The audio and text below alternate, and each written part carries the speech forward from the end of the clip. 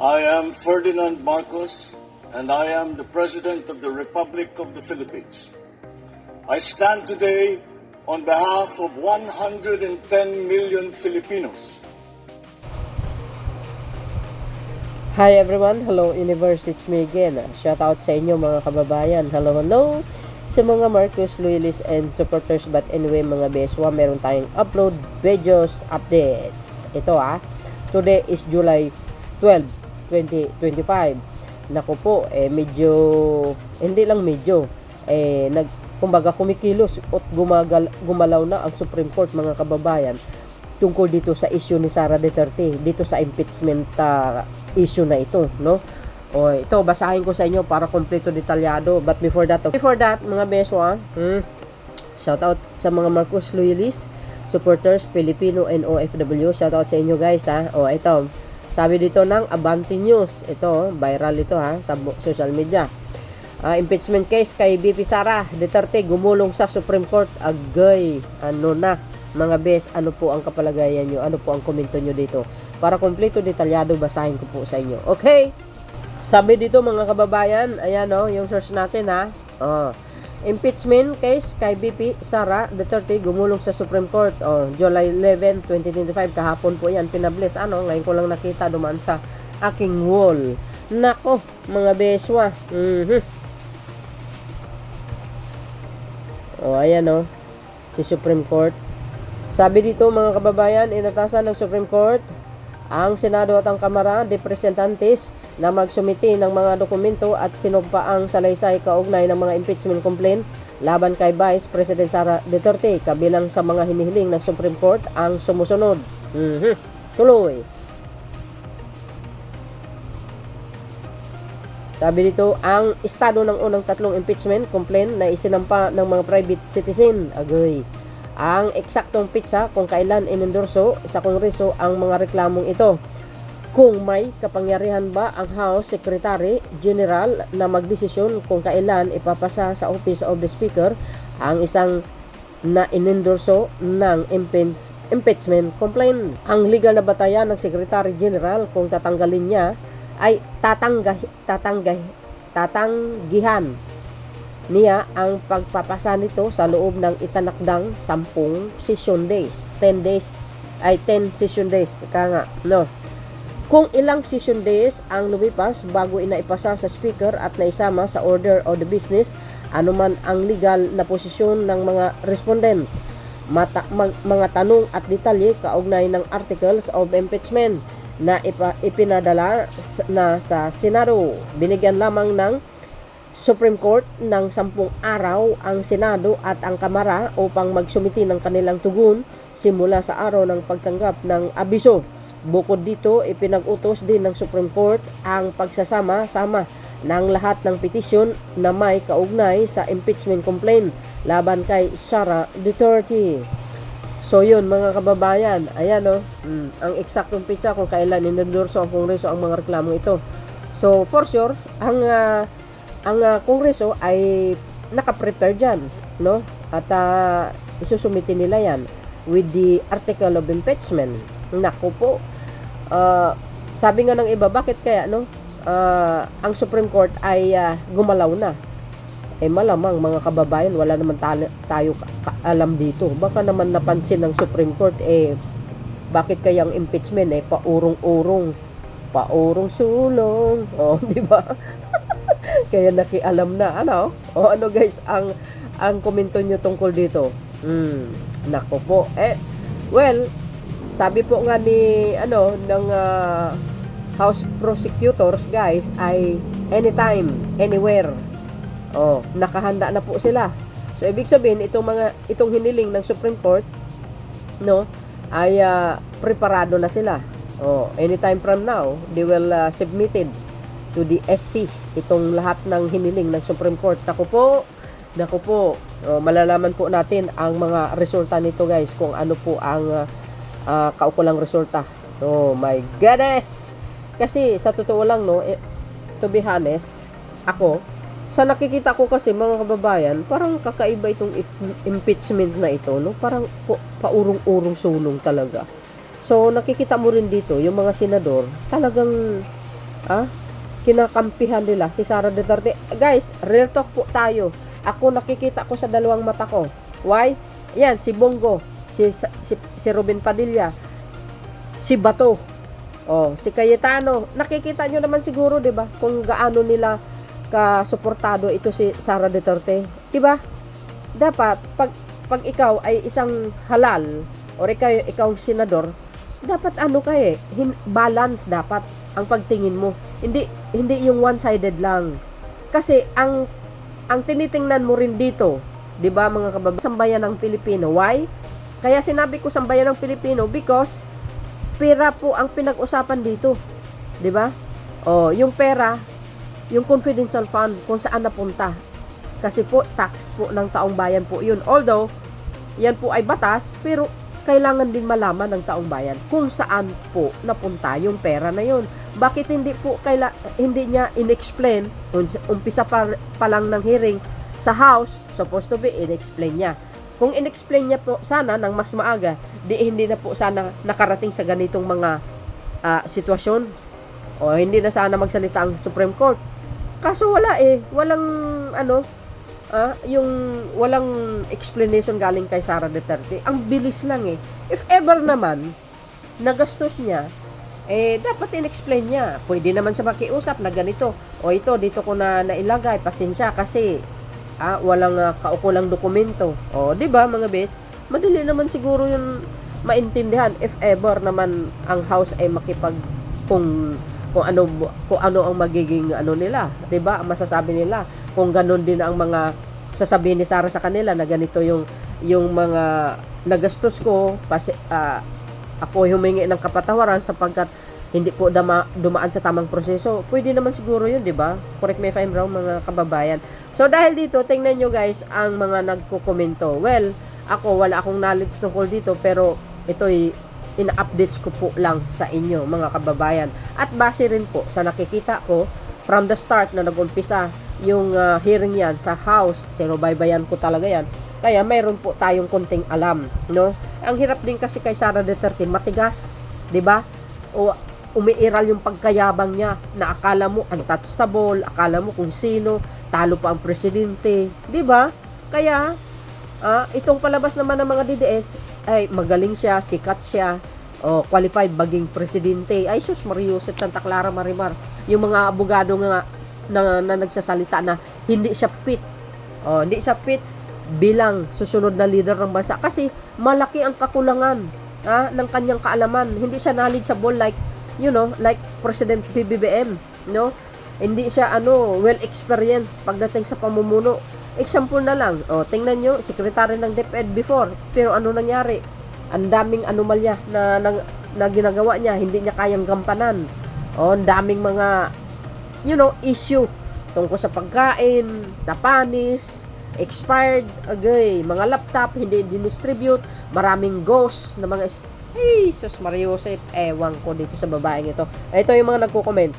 Sabi nito, alam nyo naman ang mga naratibo ng mga DDS. Pag yung mga comment dito medyo DDS yan.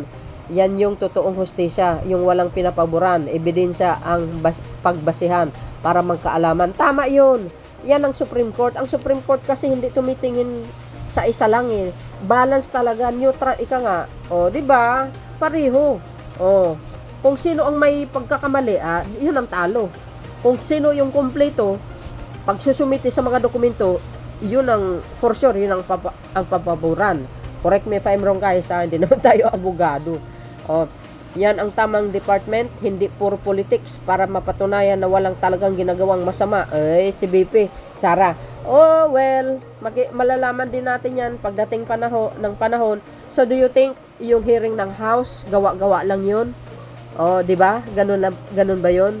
No. Mayroong nagkomento diyan sa akin sa comment section ko kung bakit nagagalit si Sara Duterte kay Pangulong Marcos Jr. Simple lang po 'yun. Asa nakikita ko in my own, analisa lang or opinion or thinking.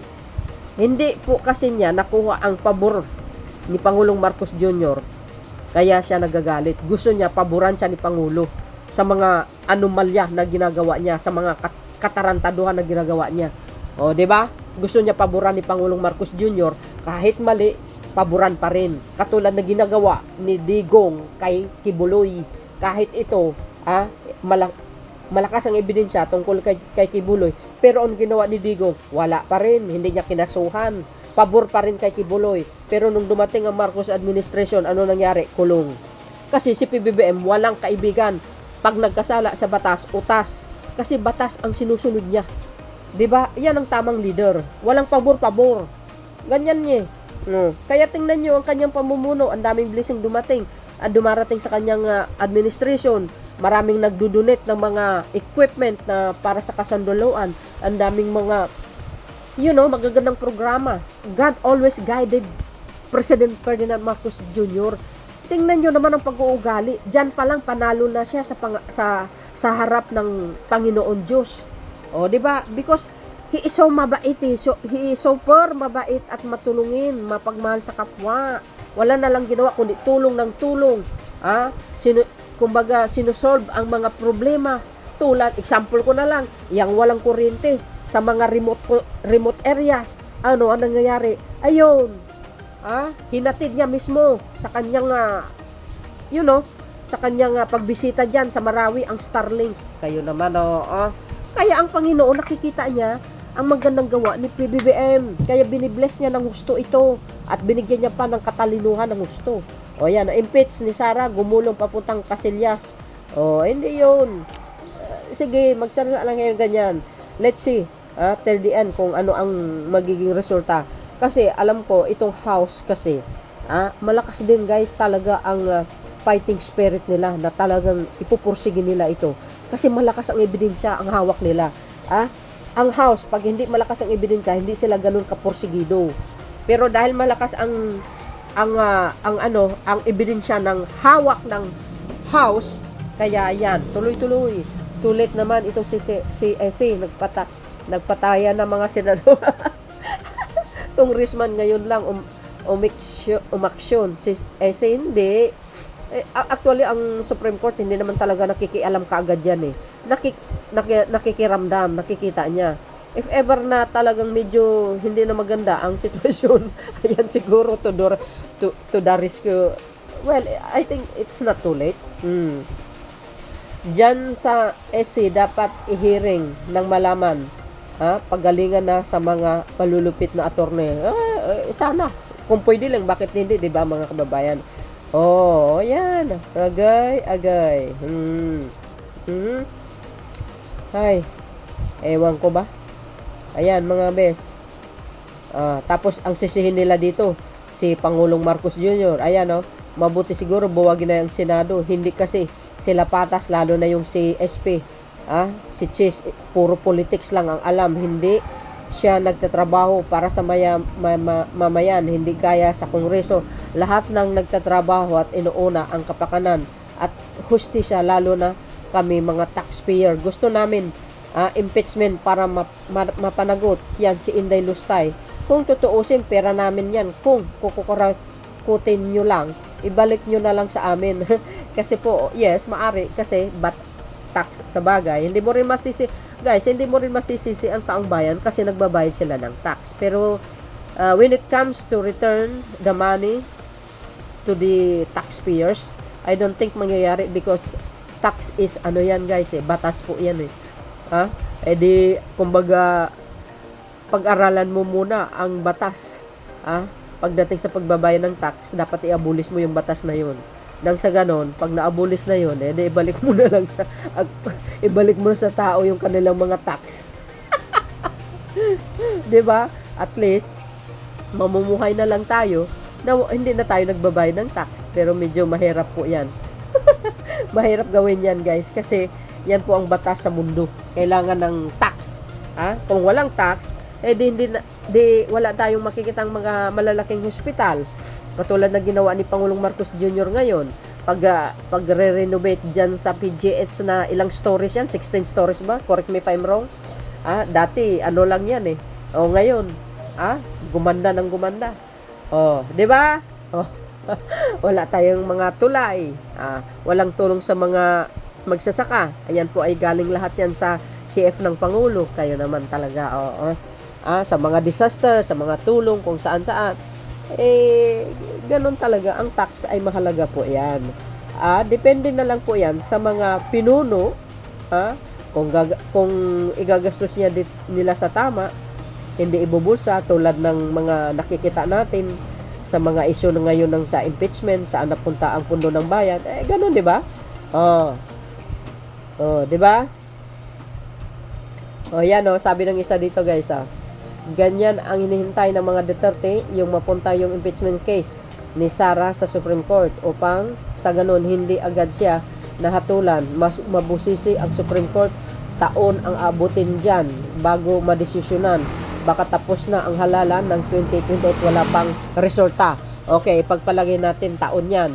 So, ibig sabihin, ang Supreme Court talagang mausisa, masuri. O after 1 year, malayo pa 2028. So, ibig sabihin, mariresolve ng Supreme Court ng within 1 year. Di ba? Ano pa lang tayo ngayon? 2025. Mayroon pa tayong 26, 27, 28. Kayo naman, So, mahirap maghusga. Hintayin na lang natin ang resulta. We pray sana matuloy ang impeachment kay Sara para mapanagot kung may kasalanan. Yun lang naman ang importante, mga kababayan. Hindi naman natin nanaisin na makonvict si Sara kasi wala pa naman tayong batayan. Although mayroon na tayo nakikitang mga article of impeachment, ayun, malakas talaga ebidensya. If magiging fair ang Senado, babase nila po dito sa sa ebidensya na ipipresenta ng prosecutors ng House, na dapat doon sila magbase sa ebidensya. Hindi po yung 4K makadeterte ka, pabor ka na lang. Hindi po yung ebidensya. Wag naman, 'di ba? Dapat bumabase kayo sa ebidensya. 'Yun ang tamang yung tamang pananagutan ng isang politician bilang isang senador, bilang isang House, bilang isang presidente. 'Di ba? Walang pabor-pabor ika nga. Kailangan patas, dapat balance. Kung alin po ang mas matimbang at may katunayan naman, edi dapat doon. 'Di ba? Yung pumabor ka dahil iniidolo mo dahil makadeterte ka, wag ganoon, guys. Mali 'yun. Pero yung issues of hindi, walang bycam na yan. Kumbaga, resolve na yan yung PhilHealth. Walang problema dyan. I-follow up nyo na lang kung gusto nyo. Kung mayroong issue kayo dyan sa bycam, doon sa korte, sa ombudsman, magreklamo kayo doon. Yan yung mga DDS. Iba talaga ang ating Supreme Court. The best talaga. Good morning po sa inyong lahat. So yun guys, marami po yan. Ano po ang komento nyo dito? Kayo na pong balang humusga. Kaya abangan natin o antabayan natin ang magiging resulta nito. So yun mga beswa, magandang umaga. See you again on my next upload. Bye bye bye, yan babos. God bless Philippines.